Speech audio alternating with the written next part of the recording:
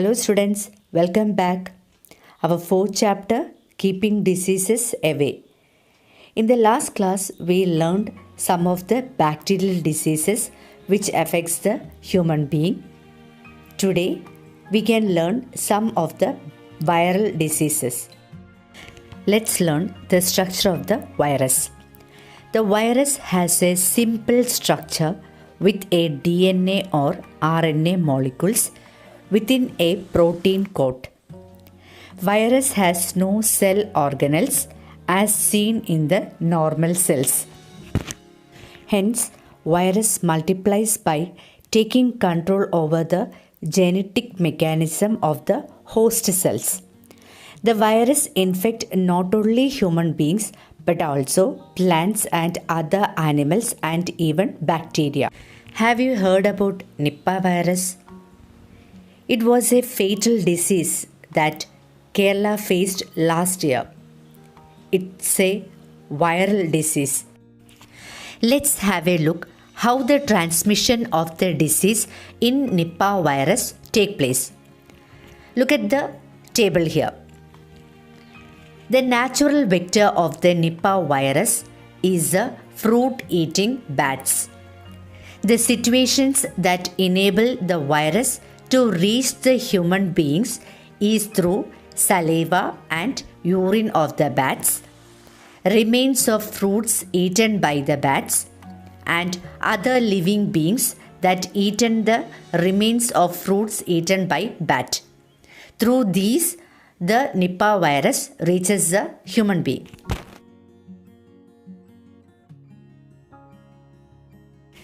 Next dreadful viral disease is AIDS.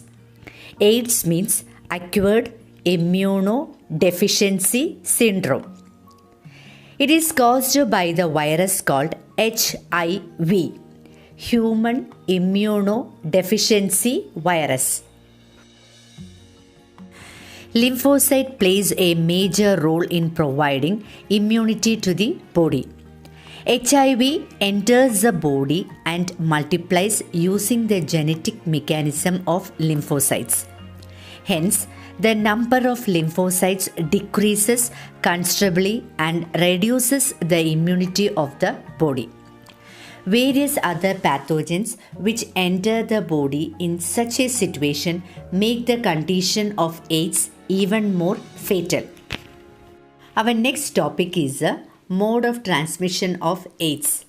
First one, through sexual contact with HIV infected person, from HIV infected mother to the fetus. Third one, by sharing a needle and syringe contaminated with HIV components. Fourth one, through the reception of blood and organs contaminated with HIV. Our next topic, how AIDS doesn't spread. By touch, shaking hands, coughing, sneezing, etc. Through insect like mosquitoes, houseflies, etc.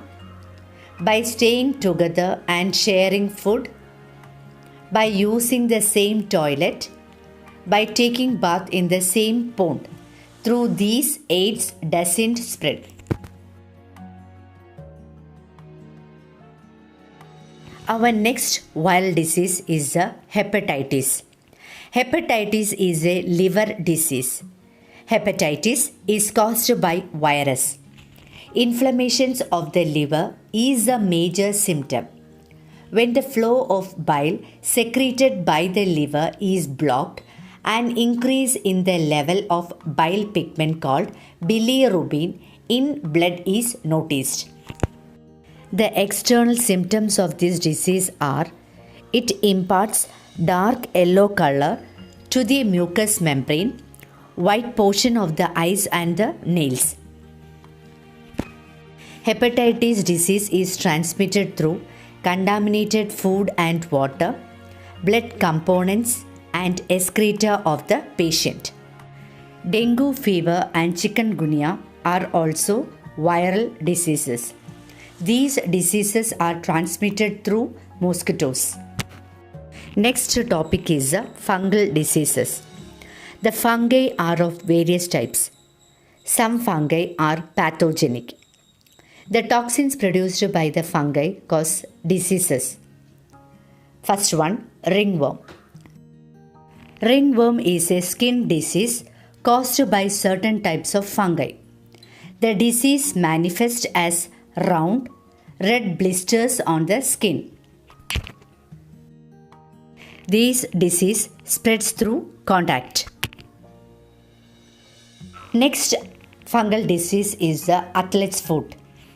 Athlete's foot is a fungal infection which manifests on the sole of the foot and between the toes.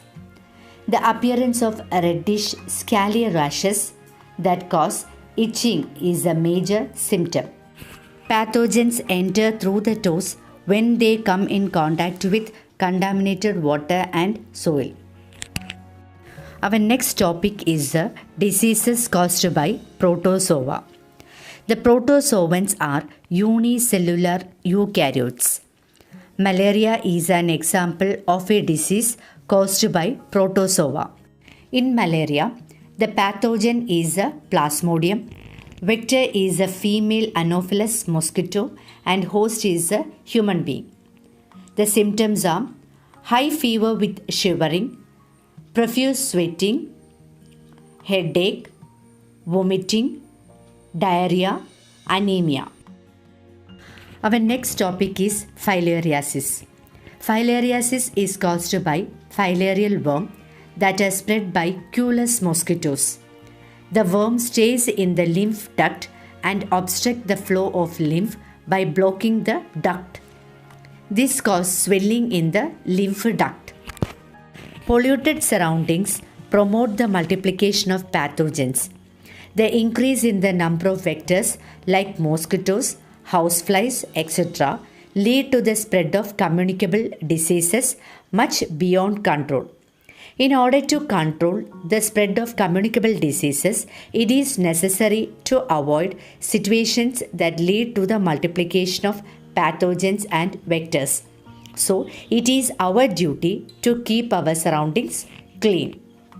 Only this much for today. Thank you.